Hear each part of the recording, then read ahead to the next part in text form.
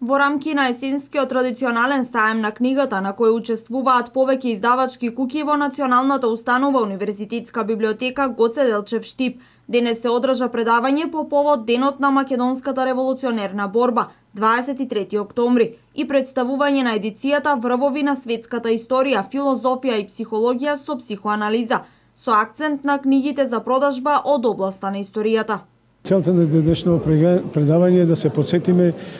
за оноа што и како беше формирана и што направија македонските револуционери во текот на нивното делување. Денес, доколку сакаме еден рамноправен научен диалог да оствариме со светската научна мисла,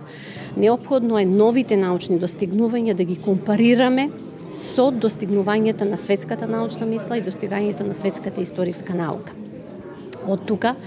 овој проект го има огромно значење токму за сите студенти, научни работници и истражувачи од областа на историјата и историографијата. Со оглед на тоа дека имавме посетители од сите генерации и секако од страна на сите љубители на книгата, сме задоволни од посетеноста на саемот, истакна директорката на Штипската библиотека Милена Ристова Михајловска.